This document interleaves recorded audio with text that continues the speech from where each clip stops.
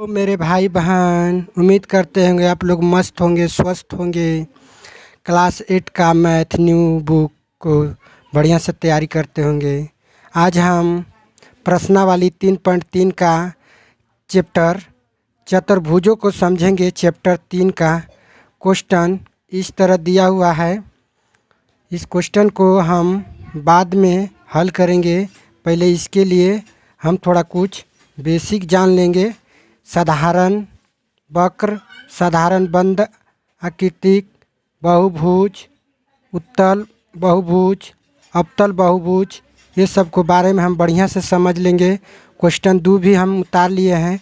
इससे पहले हम बेसिक सीख लेते हैं, तब उसके बाद हम तभी प्रश्नावली 3.1 को हल करेंगे। इसको बाद में इसी वीडियो में भी हल करेंगे। इसके लिए हम आगे पहले समझेंगे सरल आकृतिक। क्लास 8 का मैथ है, न्यू बुक 2025, प्रश्नावली 3.1 का अध्याय चतुर्भुजों को समझेंगे। इससे पहले हम सरल आकृतिक देखिए। सरल आकृतिक वह आकृतिक जो कभी भी स्वयं को नहीं काटता है, वह सरल आकृतिक कहलाता है। समझ गए? तो हम समझ गए सरल आकृतिक परिभाषा।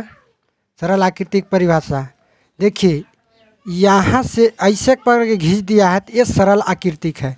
ये ऐसे धर के ऐसे घुमा दिया, सरल आकृतिक है। ऐसे करके ऐसे कर दिया है तो सरल आकृतिक है। ये भी सरल आकृतिक है, ये भी सरल आकृतिक है। इसको हम बढ़िया समझेंगे कि सरल आकृतिक की कैसे हुआ। देखिए, हम यहाँ से ऐसे खींच दिए, ये हमारा सरल आकृतिक हो गया। जैसे मान लीजिए कि एक ऐसे ऐसे करके ऐसे बना दिए, ये भी हमारा सरल आकृतिक है। ऐसे करके ऐसे भी कर दिए, ऐसे भी कर दिए, ये भी हमारा सरल आकृतिक है। समझ गए? एक हम ऐसे करके ऐसे कर देंगे, ये हमारा सरल आकृतिक नहीं है। इसलिए सरल आकृतिक नहीं है। ये एक दूसरे को काटते हुए मतलब लकीर खींचता है, यानी कि रेखा को खींचता है, तो इसलिए ये सरल आकृतिक नहीं हुआ। और ऐसे करके घुमा दिए, ये भी हमारा सरल आकृतिक कहला गया। मैं ये भी जैसे ऐसे ऐसे करके ऐसे घुमा हुआ है, सरल आकृतिक है। देखिए, इस सरल आकृतिक नहीं है। ये ऐसे आके ऐसे घूमकर ऐसे या काटते हुए निकला है, तो इस सरल आकृतिक नहीं है। जैसे कि अभी यहाँ भी बताया कि ऐसे खींचकर ऐसे ऐसे काटा हुआ है, तो सरल आकृतिक नहीं है। तो समझ गए कि सरल आकृतिक समझ गए। अब हम सरल आकृतिक 2 प्रकार के होते हैं। तो 2 प्रकार के कौन कौन होते हैं, इसको बढ़िया समझ लेते हैं। सरल आकृतिक 2 प्रकार के होते हैं। पहला होता है बंद आकृतिक, दूसरा होता है खुला आकृतिक। तो बंद आकृतिक हम देखिए, मान लीजिए कि बंद आकृतिक कैसे है। मान के चलिए ये एक घर है। मान लीजिए कि एक घर है, ये घर है, तो ये चारों बगल से पैक है, तो ये बंद आकृतिक हो गया। मान लीजिए इसी में जब हम गेट खोल देते हैं, जैसे मान लीजिए घर बनाए, अजूंगा गेट एगो खोल दिए, ये हो गया खुला आकृतिक। इसी को हम पैक कर देंगे तो ये बंद आकृतिक हो गया। तो देखिए, ये भी जो चारों बगल से घेरा हुआ है, तो ये बंद आकृतिक है, ये भी बंद आकृतिक है। ये भी देखो बंद आकृतिक है। देखिए, ये भी आकृतिक है, सरल आकृतिक है, लेकिन ये खुला आकृतिक है। देखिए, चारों बगल से घेरा हुआ है, बीच में ही बगल से खाली है, तो ये दला मुंह इसका खुला है, इसलिए मुंह खुला है, तो इस खुला आकृतिक हो गया। इधर से भी इसका मुंह खुला है, तो खुला आकृतिक हो गया। ठीक है, इधर से इससे जाके सही चाहूँगा भी मुंह खुला है, तो ये भी हो गया हमारा सरल आकृतिक। अब हम समझेंगे साधारण वक्र। साधारण वक्र क्या होता है, तो साधारण वक्र को भी हम समझेंगे। तो साधारण वक्र को समझते हैं। कहता है, आप कलम या पेंसिल को बिना उठाए कोई भी आकृति को बना देते हैं, उसे सरल वक्र आकृति कहते हैं। मान को सरल वक्र कहते हैं। तब जैसे समझेंगे कि सरल वक्र कैसे हो गया। देखिए, जैसे कलम धरे, ऐसे करके ऐसे घुमा दिए, तो ये हमारा सरल वक्र हो गया, क्योंकि कलम को हम उठाए नहीं, एक जगह से कलम को रखते हुए घुमा दिए तो ये हमारा बन गया सर्कल। अब देखिए ये यहाँ से ऐसे कलम धर के ऐसे खींचे और फिर ऐसे जाके सटा दिए, ये भी हमारा सरल वक्र आकृति हो गया। अभी एक देखिए ऐसे ऐसे ऐसे करके ऐसे कर दिए, ये भी हमारा सरल आकृति हो गया। तो मैं एक समझ गए। अब हम नेक्स्ट आगे देखते हैं।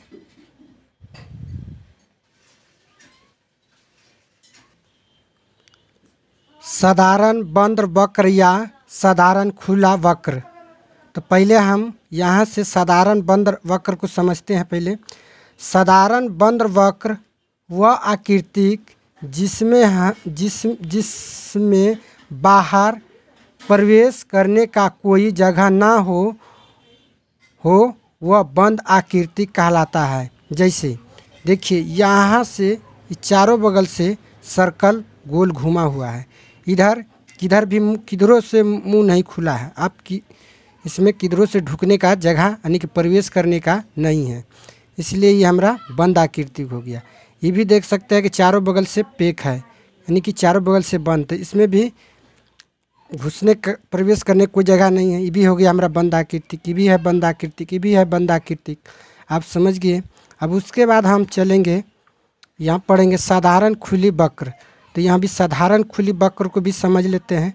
साधारण खुली वक्र वह आकृति जिसमें बाहर से प्रवेश करने का जगह हो उसे खुली आकृति कहते हैं। जैसे देखिए एक आकृति कैसे बना हुआ है, मान लीजिए इस सी है, तो सी मान लीजिए, तो देखिए इसको आगे खुला हुआ है मुंह, इसमें प्रवेश कर सकता है। ये हो गया हमारा साधारण खुली वक्र।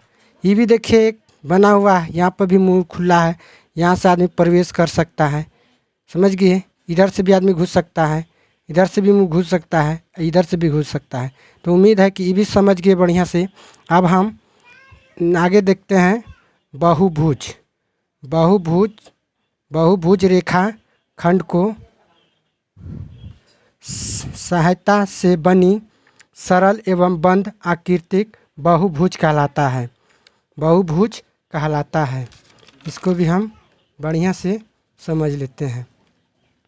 इसको भुज समझ लेते हैं। देखिए एक त्रिभुज बना हुआ है, मान लीजिए कि एक त्रिभुज ही बना हुआ है, त्रिभुज बना हुआ है, त्रिभुज बना हुआ है, त्रिभुज बन गया है। इसमें देखिए हम ये जो नी डाँड़ी है ये भुजा हो गया, ये भुजा हो गया। आइए यहाँ ऐसे जोन बना ये कोण हो गया, कोण हो गया। ई डाँड़ी और ई डाँड़ी यहाँ सटता है, तो ये हमारा शीश हो गया। तो ये समझ गए कि हमारा ये भुजा हो गया, भुजा ई रेखा जो खींचा गया है तो भुजा हो गया।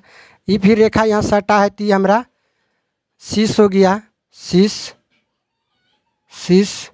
आई जो यहाँ ऐसे करके बनता है कोण, तो ये हमारा कोण हो गया। तो ये भी समझ गए त्रिभुज का, त्रिभुज समझ गए। ये हो गया त्रिभुज, त्रिभुज लिख लेते हैं, त्रिभुज हो गया। देखिए ये एक रेखा है, ये एक रेखा है, ये भी एक रेखा है, ये भी एक रेखा है। चारों बगल से इसका समान रेखा खींचा गया है। तो ये भी एक रेखा है, ये भी एक रेखा है। ये मान लो रेखा हो गया, आई भी एक रेखा हो गया, आई भी एक रेखा हो गया, ये भी एक रेखा। ये हमारा हो गया ये चतुर्भुज। देखिए चारों कोना इसका बराबर है, इसको हम चतुर्भुज बोलेंगे। क्या बोलेंगे? चतुर्भुज, भुज। समझ गए। अब देखिए उसके बाद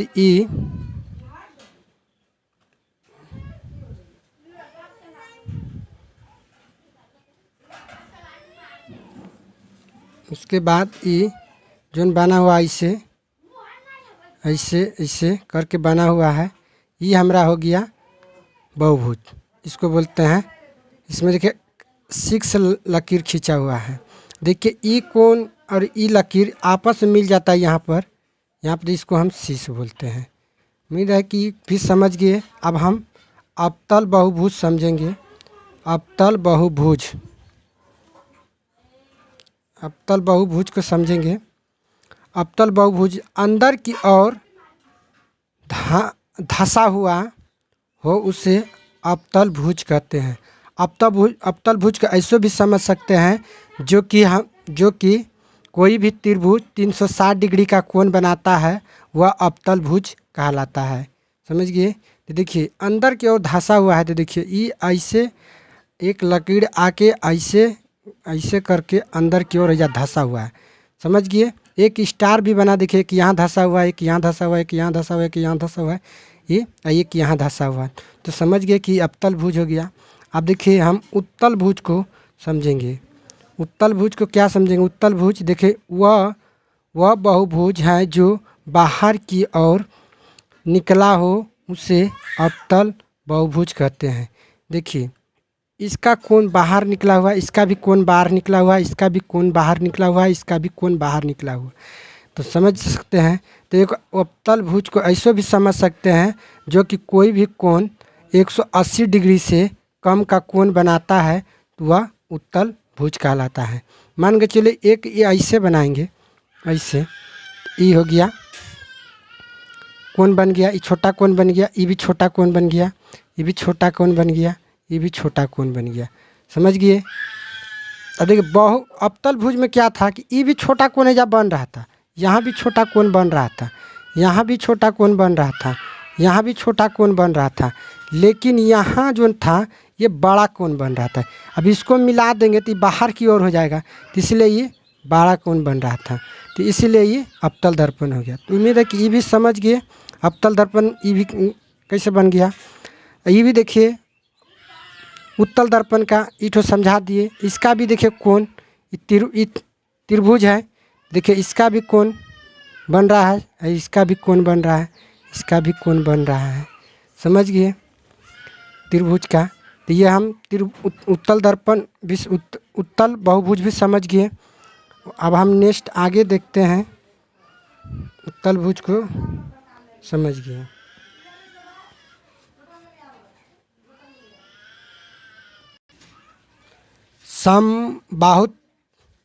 समबाहु भुज समझेंगे। समबाहु भुज जब किसी बहुभुज में सभी भुजाएं एवं सभी अंतर कोण समान माप हो तो उसे समबाहुभुज कहते हैं। समझ गए। समबाहुभुज समझेंगे। देखिए ये जोन है ऐसे,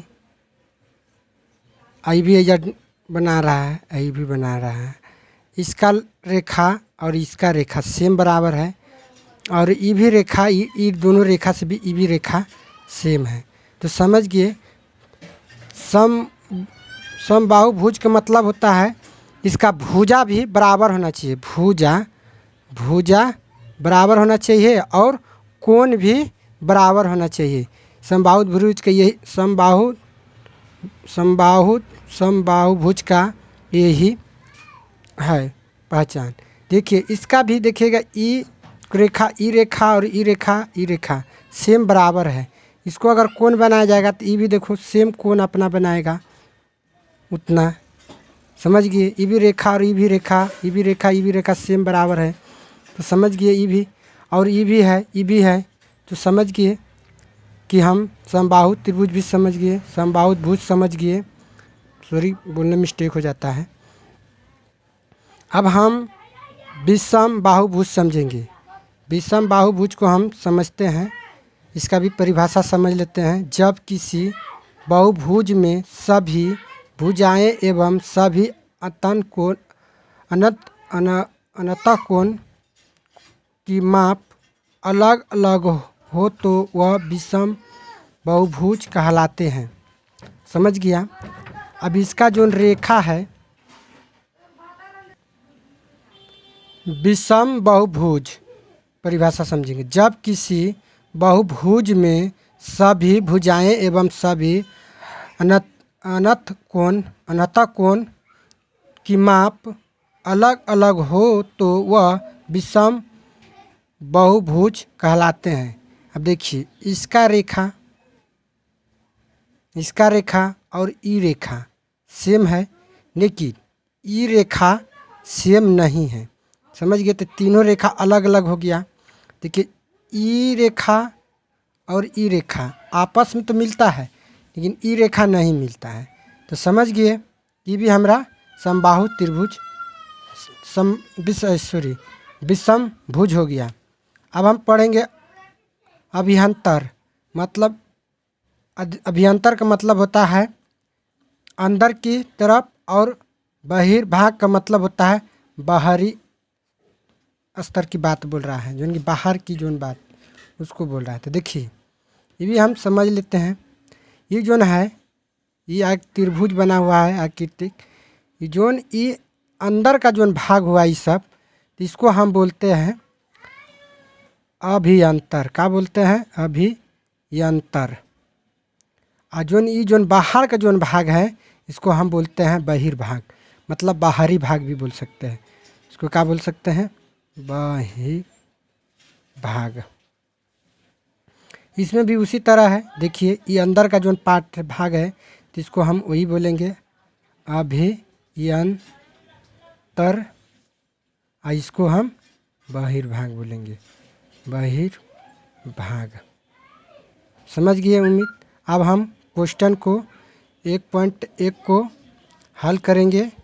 ये भी हम बारी बारी से समझेंगे। हम क्लास 8 का चतुर्भुज को समझ लिए, चैप्टर 3 का। अब हम प्रश्नावली 3.1 का क्वेश्चन एक अपने कॉपी में उतार लिए हैं। इसको हम समझते हैं।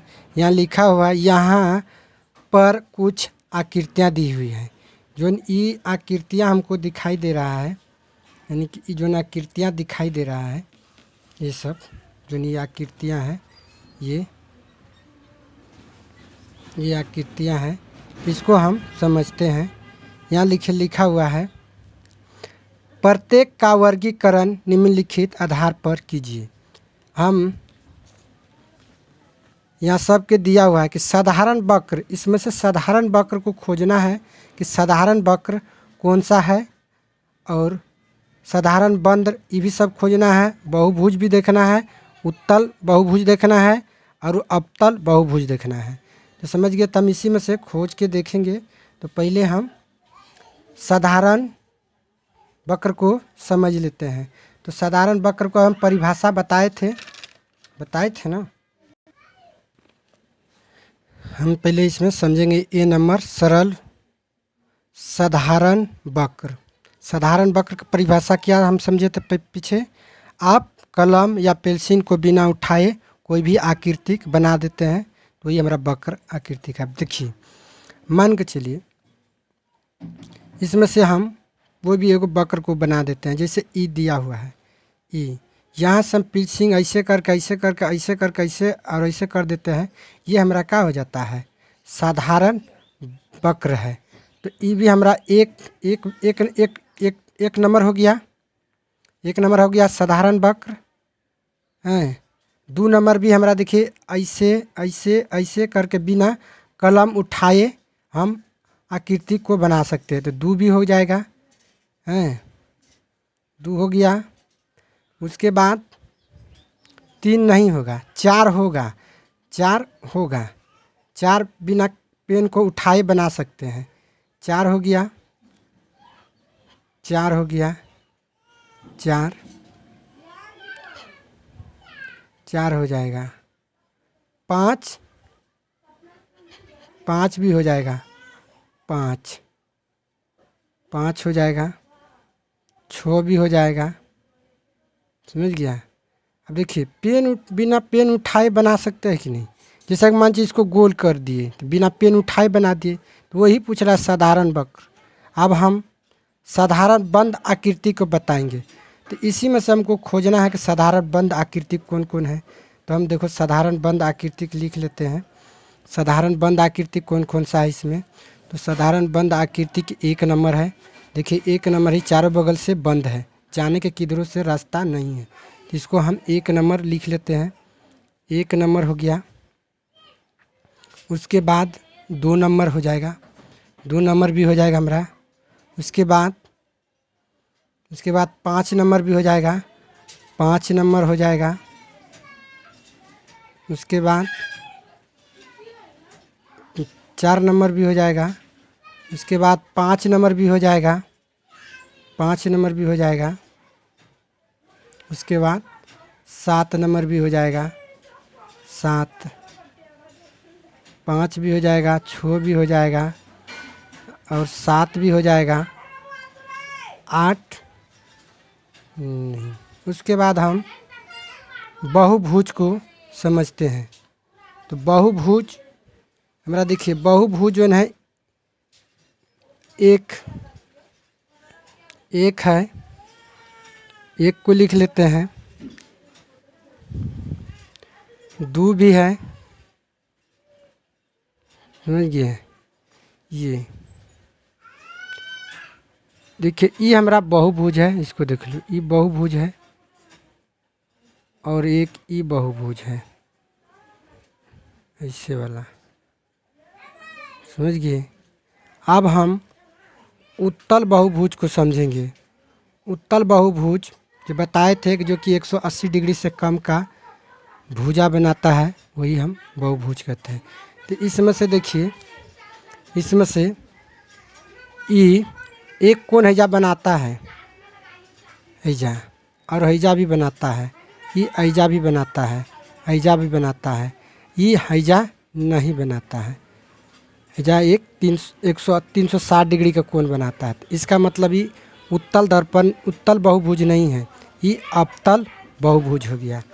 ये देखिए बनाता है, एक यहाँ बनाता है, एक यहाँ बनाता है, एक यहाँ बनाता है, एक यहाँ बनाता है।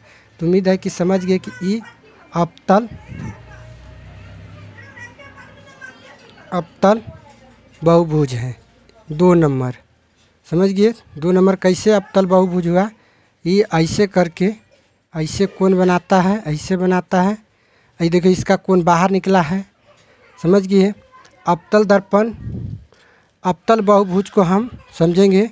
अवतल बहुभुज को तो समझा दिए थे कि एक होगा, हैं। उसके बाद इसका बहु ऐसे बना हुआ है, ऐसे ऐसे ऐसे। देखिए आइजूँगा, इसका भी कोण बनता है, इसका कोण यहाँ बनता है, और इसको मिला दिया तो बाहरी की तरफ हो जाएगा। तो समझ गए कि क्वेश्चन 1 का बढ़िया से हल समझ में आ गया होगा। हम क्वेश्चन 2 के तरफ चलते हैं। क्वेश्चन हम 2 को अपने कॉपी पर उतार लिए हैं। सम बहुभुज क्या है? एक सम बहुभुज का नाम बताइए जिसमें देखिए, ये त्रिभुज है, ये चतुर्भुज है, ये 6 भुजाएं हैं। तो हम पहले समभुज क्या है, इसको हम परिभाषा लिखेंगे। समबाहु त्रिभुज क्या है, इसका परिभाषा हम लिख लिए हैं। जब किसी भुजाएं में सभी भुजाएं एवं सभी अंतःकोण समान माप के होते हैं, उसे हम समबाहु भुज कहते हैं। समझे। क्वेश्चन हम 1 लिख लिए हैं, 3 भुजाएं, इसको हम हल करते हैं। 3 भुजाएं पूछ रहा है, तो देखिए 3 भुजाएं, इसको त्रिभुज बनाना है, ऐसे करके ऐसे ऐसे हम त्रिभुज ही बना लिए हैं।